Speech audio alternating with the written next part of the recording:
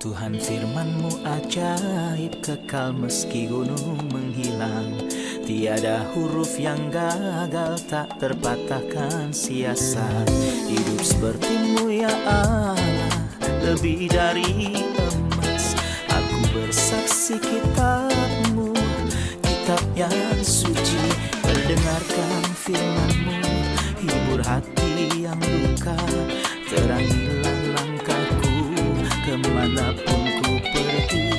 Biarkanlah firman-Mu berkuasa atasku. Ubahkanku, bebaskanku, ku mau menyenangkan-Mu.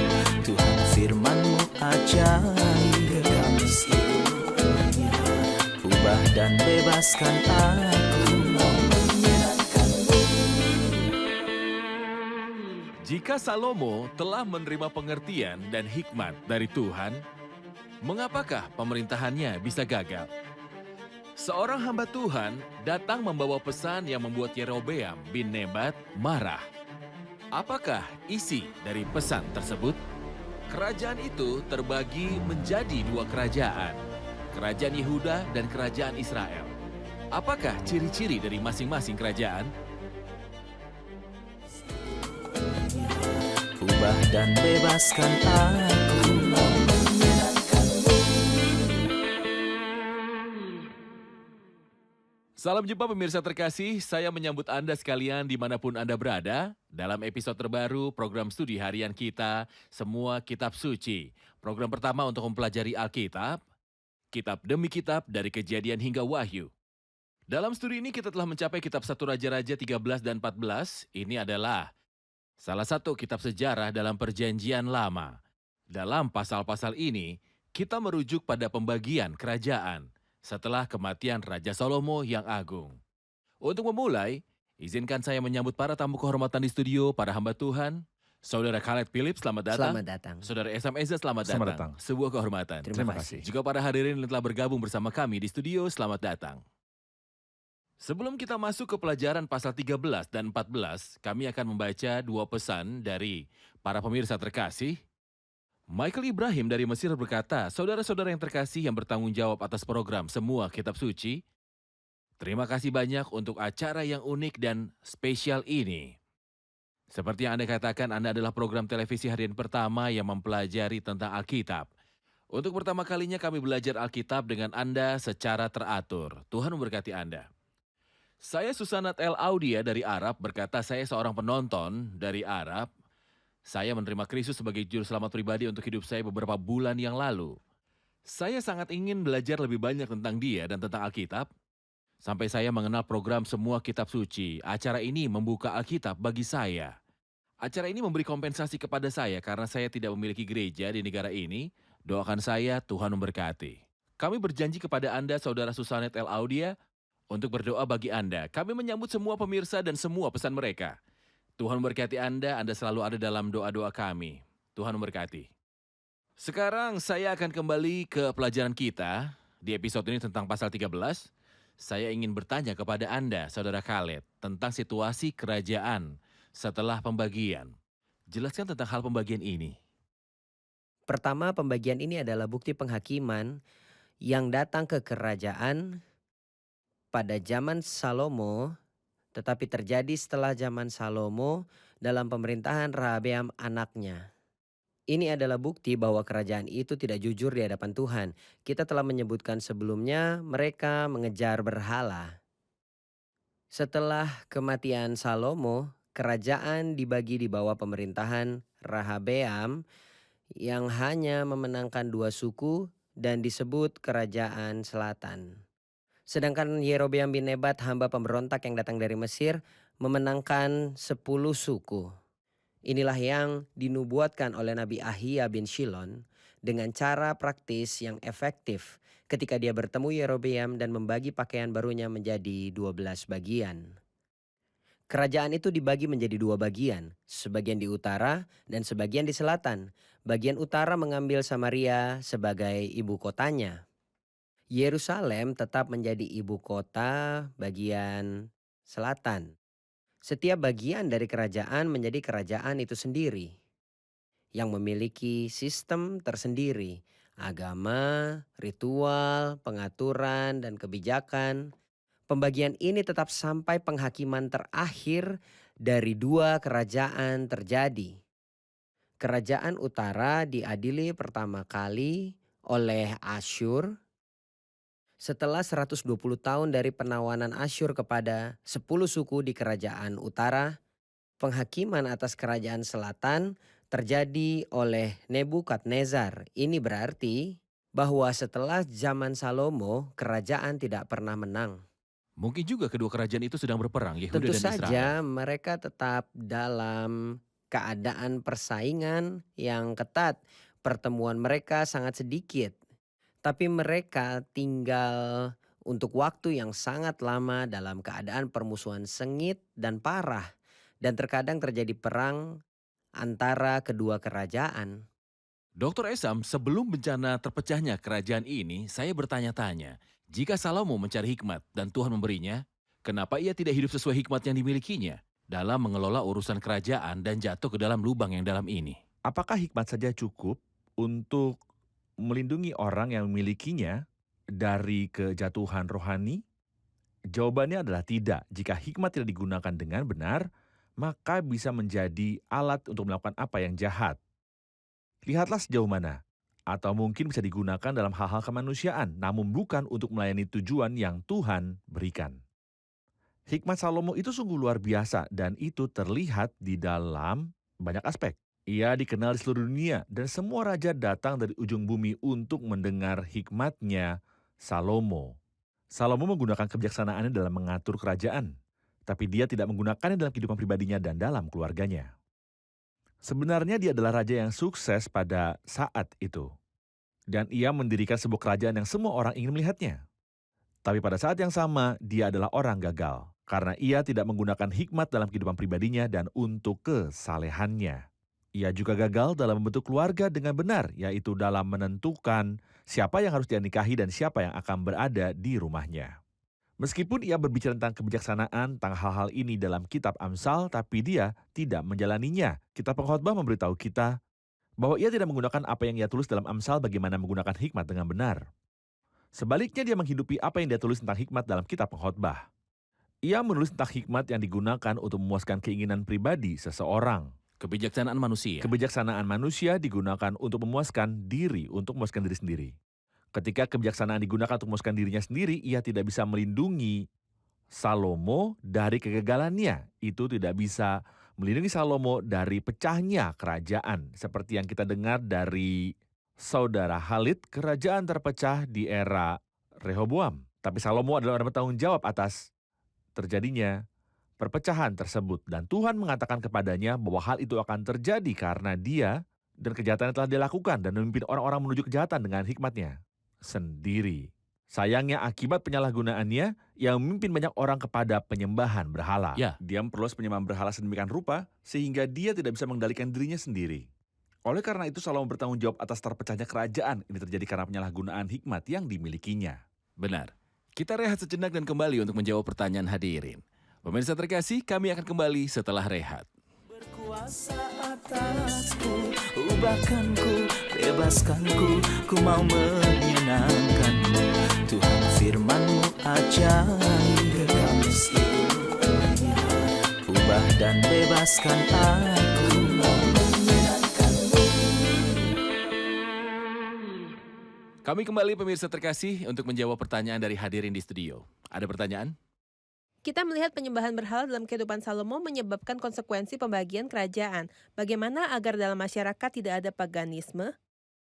Kita harus waspada dari apa? Mengingat bahwa hari-hari ini tidak ada berhala di masyarakat kita. Mungkin tidak ada penyembahan berhala yang terlihat. Namun penyembahan berhala memiliki arti lain.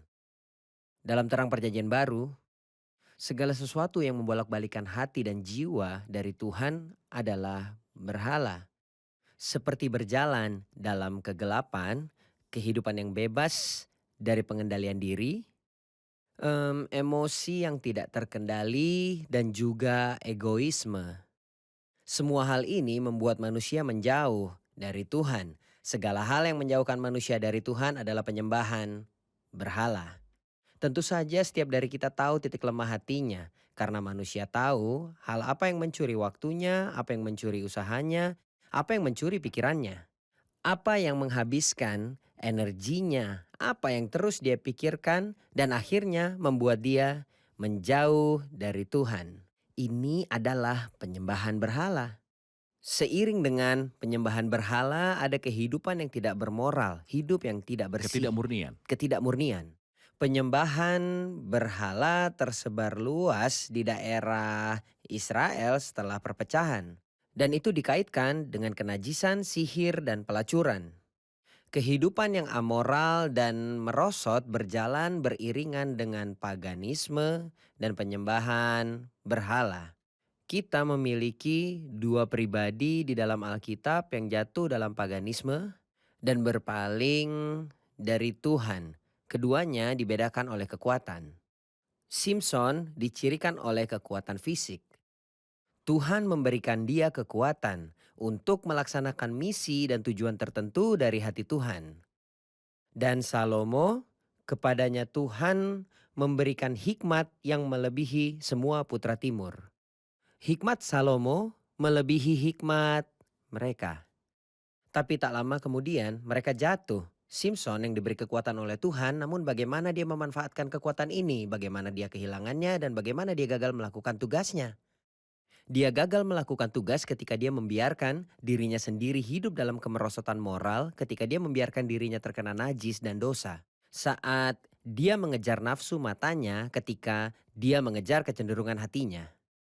Inilah yang terjadi dengan Salomo. Kebijaksanaannya hilang. Dia tidak tahu bagaimana menggunakannya dengan benar karena dia juga mengejar nafsu matanya. Ini memberi kita peringatan. Sebenarnya Tuhan memberi kita semua itu untuk hidup dan kesalehan. Kita telah diberikan potensi yang sangat besar. Apa yang kita miliki dalam kitab suci sudah cukup. Roh Kudus tinggal di dalam kita secara permanen. Jika kita memanfaatkan dengan baik segala hal yang Tuhan berikan kepada kita ini, kita akan menjaga diri kita dari berhala. Ini adalah perintah dalam Alkitab yang ditulis oleh Rasul Yohanes kepada orang percaya, waspadalah terhadap segala berhala. Oke. Kita harus berinvestasi dan memanfaatkan setiap kemungkinan yang Tuhan berikan kepada kita untuk menjaga diri kita sendiri dari berhala dan segala sesuatu yang memalingkan hati kita dari Tuhan. Apakah Anda ingin mengatakan bahwa akar dari ketertarikan terhadap berhala yang ditemukan di hati manusia? Tentu saja hati itu Segala licik sesuatu di yang atas menjauhkan hati segalanya. kita daripada Tuhan adalah berhala. Tepat, hati memiliki kecenderungan untuk hal-hal ini. Benar. Ia cenderung pada hal-hal ini dan memiliki hasrat liar terhadapnya. Benar. Dr. Esam, saya akan membaca 10 ayat pertama dari pasal 13. Maka atas perintah Tuhan datanglah seorang abdi Allah dari Yehuda ke Betel.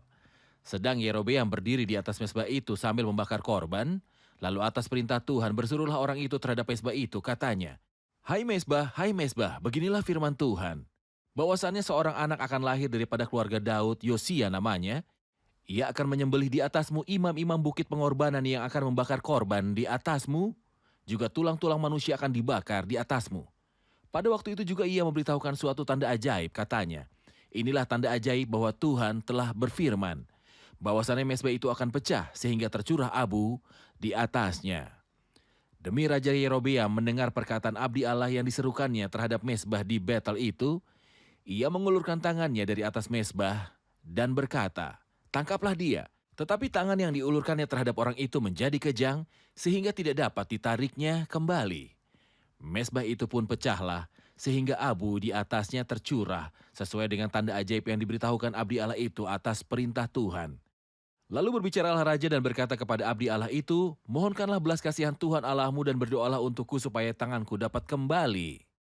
Dan abdi Allah itu memohonkan belas kasihan Tuhan, maka tangan raja itu dapat kembali dan menjadi seperti semula. Kemudian berbicaralah raja kepada abdi Allah itu, marilah bersama-sama dengan aku ke rumah. Segarkan badanmu, sesudah itu aku hendak memberikan suatu hadiah kepadamu. Tetapi abdi Allah itu berkata kepada raja, sekalipun setengah dari istanamu kau berikan kepadaku, aku tidak mau singgah kepadamu, juga aku tidak mau makan roti atau minum air di tempat ini. Sebab beginilah diperintahkan kepadaku atas firman Tuhan, jangan makan roti atau minum air dan jangan kembali melalui jalan yang kau tempuh itu. Lalu pergilah ia melalui jalan lain dan tidak kembali melalui jalan yang telah diambilnya untuk datang ke Betel. Dr. Esam, nubuatan di sini adalah tentang seorang anak laki-laki yang akan diberi nama Yosia dan akan mengorbankan imam-imam tempat tinggi di atas mezbah. Mohon ceritakan tentang Yosia yang akan muncul bertahun-tahun setelah nubuatan tersebut diberikan. Nubuat ini menjadi kenyataan setelah lebih dari 300 tahun.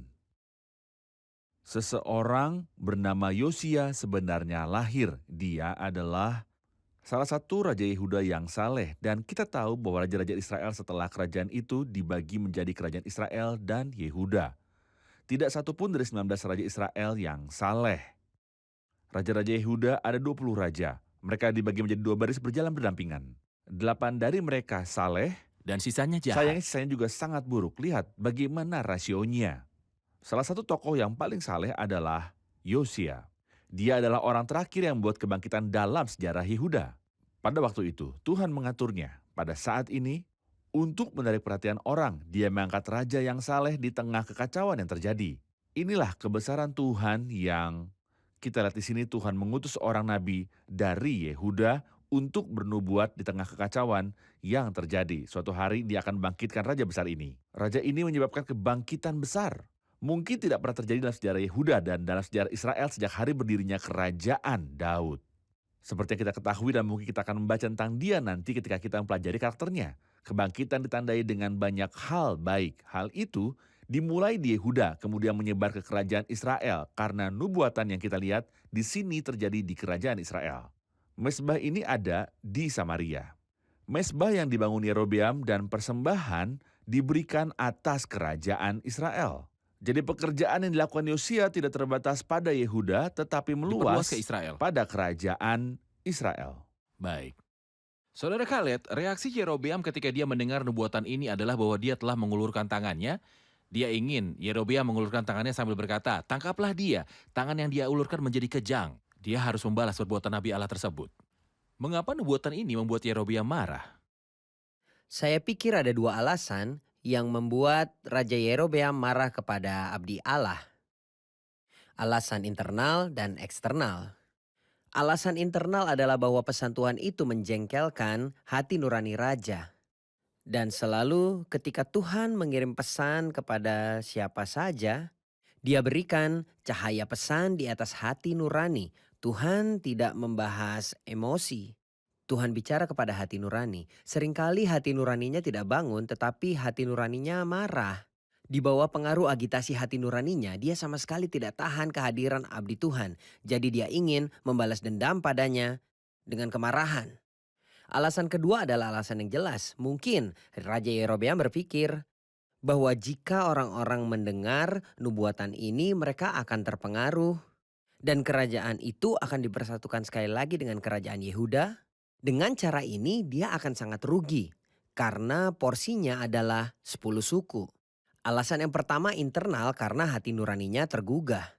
Alasan yang kedua adalah alasan yang jelas karena dia ingin menjaga bagiannya dari kerajaan secara mandiri. Jadi sebenarnya dia ingin membalas abdi Tuhan, tetapi Tuhan segera campur tangan. Sebuah keajaiban terjadi. Kita mendengar tentang keajaiban penyembuhan, tetapi Tuhan memukul raja dengan kelumpuhan. Karena dia mengulurkan tangannya, saya percaya uluran tangannya dipenuhi dengan kemarahan dan kebodohan. Tuhan ingin mengganjar raja dengan sebuah pelajaran. Tangan raja pun lumpuh. Yang terangkat sebelumnya Tepat. kepada Salomo menjadi lumpuh. Sepertinya Yerobeam biasa mengangkat tangannya. Dia mengangkat tangannya ke atas Salomo, Tuhan mengabaikannya. Mungkin Salomo pantas Sebagai mendapatkannya, seorang hamba tetapi Tuhan. untuk merentangkan tangan pada abdi Tuhan yang datang dengan pesan Tuhan, itu sangat berbahaya. Ini adalah pelajaran bagi semua orang. Adalah mungkin dalam satu hari untuk berpikir bodoh melawan salah satu abdi Tuhan. Tetapi bahkan jika pesan hamba Tuhan itu menjengkelkan, bagi hati nurani saya harus menanggapinya. Dengan positif, bukan dengan kemarahan dan menyakiti. Kemudian raja ingin menghadiahi abdi Tuhan. Tetapi abdi Tuhan itu memiliki kearifan. Ia tidak masuk ke dalam istana raja, tidak makan atau minum. Sesuai dengan perintah Tuhan. Sebenarnya di sini pelajaran bagi kita yang melayani Tuhan bahwa kita tidak melayani Tuhan untuk mencari nafkah. Ya, Tetapi melayani Tuhan adalah suatu kehormatan. Setiap orang dipercayakan dengan pesan dari Tuhan untuk disampaikan, dan sisanya dijamin oleh Tuhan, hidupnya dijamin oleh Tuhan. Jadi kita tidak menaruh harapan kita pada orang. Jadi nabi tidak ingin memasuki rumah raja atau duduk di meja raja, tapi ada jebakan yang lain yang tidak pernah disadari oleh abdi Allah. Setelah dia pergi, seorang nabi yang lebih tua datang dan berkata kepadanya, "Aku pun seorang nabi juga seperti engkau, datanglah." Dan dia tertipu.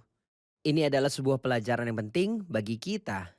Jika kita mendapatkan pesan dari Tuhan, jadi meskipun kita menganggap ada pasangan dalam pelayanan yang menunjukkan keinginan atau gairah untuk memiliki tipe apapun dari persekutuan dengan saya, tetapi selama saya memiliki pesan dari Tuhan, saya tidak harus menanggapi perkataan Atau pesan siapapun, apapun. apakah seorang raja maupun seorang mitra yang mengaku sebagai nabi.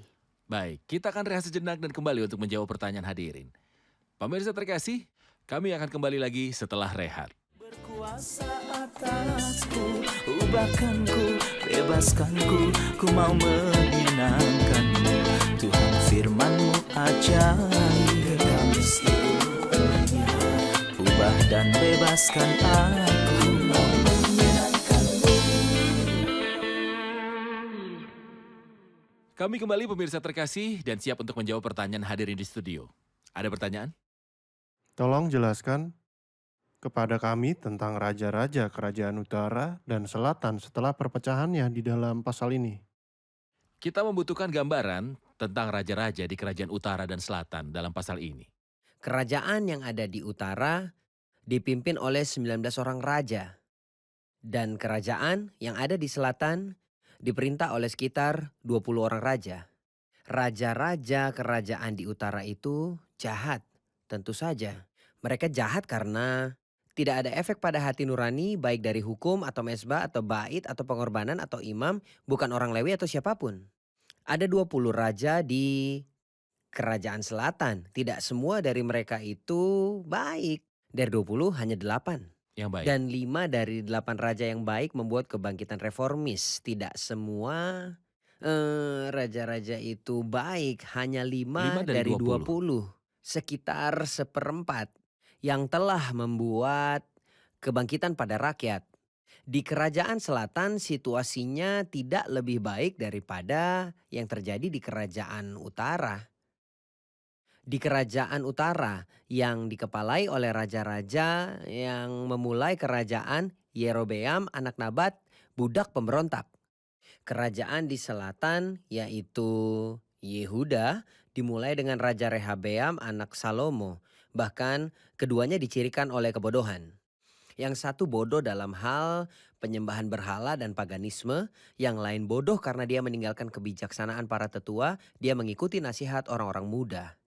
Ya, Dr. Esam, kita tahu bahwa Yerobeam menyebabkan Israel berdosa. Dia adalah budak yang memberontak. Tapi Rehoboam adalah kepala kerajaan selatan. Dia juga jahat.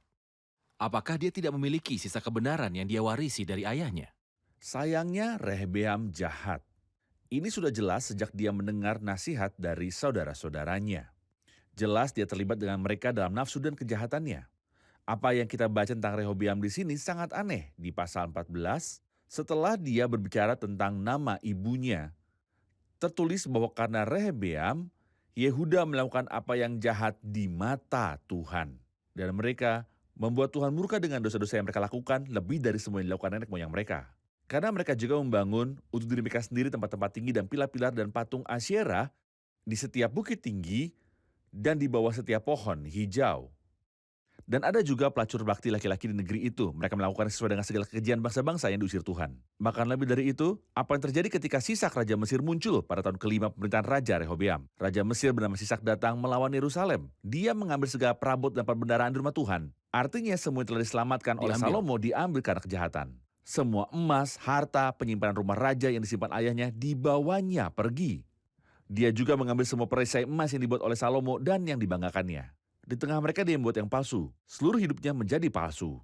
Rehabeam membuat perisai dari tembaga dan menyerahkannya ke tangan para pegawai penjaga yang menjaga pintu rumah raja. Mereka membawanya ketika dia pergi untuk menunjukkan bahwa mereka memiliki emas. Sayangnya, Ketika raja pergi, mereka membawa kembali ke ruang jaga sampai kehidupan Rehabeam berakhir. Ia melakukan kejahatan demi kejahatan dan memimpin orang-orang juga dari kejahatan demi kejahatan juga, meskipun dia adalah seorang raja pertama Yehuda. Hal ini memberitahu kita jika kepala kerajaan utara seburuk itu dan kepala kerajaan selatan seburuk itu, kedua kerajaan ini harus pergi ke pembuangan sebagai hukuman daripada Tuhan. Tuhan memberkati Anda, kita rangkum episode ini bersama hadirin. Mohon beritahu saya mengapa Yerobeam marah terhadap pesan yang dibawa oleh abdi Allah itu. Ada dua alasan mengapa Yerobeam marah. Alasan internal adalah hati nuraninya terganggu karena pesan Tuhan selalu ditujukan kepada hati nurani. Hati nuraninya tergerak sehingga dia tidak tahan melihat abdi Allah di hadapannya. Alasan kedua adalah alasan yang jelas. Dia berpikir bahwa ketika orang mendengar pesan ini, hati mereka akan kembali ke kerajaan Yehuda dan kembali dengan demikian dia akan kehilangan kerajaan. Dia ingin membunuh abdi Allah tapi Tuhan tidak mengizinkan ini dan melumpuhkan tangannya yang dia ulurkan ke abdi Allah. Dalam kata-kata abdi Allah ada nubuat tentang Raja Yosia. Apakah ada yang dapat memberi saya gambaran tentang Yosia dan pemerintahannya? Kita melihat bahwa nubuat ini digenapi 300 tahun kemudian. Yosia adalah salah satu raja terbaik yang memerintahkan kerajaan Yehuda. Di zamannya, pembangunan rohani yang besar terjadi. Dia menyebabkan hal itu terjadi tidak hanya di Yehuda, tetapi juga menyebar ke seluruh kerajaan Israel. Kita dapat mengatakan bahwa waktu pemerintahannya adalah waktu yang baik. Tepat. Terima kasih banyak, Tuhan memberkati. Terima kasih para hamba Tuhan yang diberkati. Kita akan lanjutkan pembicaraan di episode selanjutnya.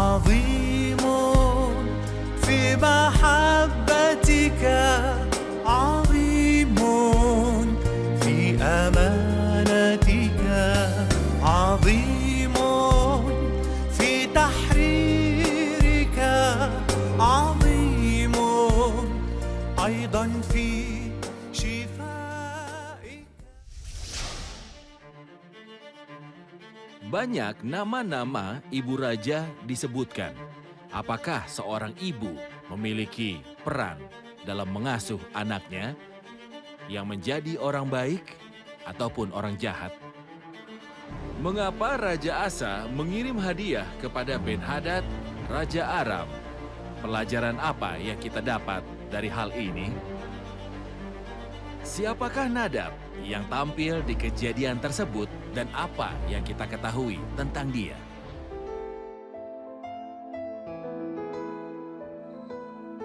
Tuhan firman-Mu ajaib, kekal meski gunung menghilang.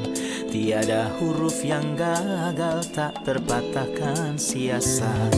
Hidup seperti-Mu ya Allah, lebih dari emas. Aku bersaksi kitab-Mu, kitab yang suci. Perdengarkan firman-Mu, hibur hati yang luka.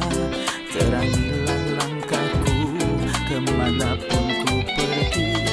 Biarkanlah firman-Mu berkuasa atasku. Ubahkanku, bebaskanku, ku mau menyenangkan-Mu.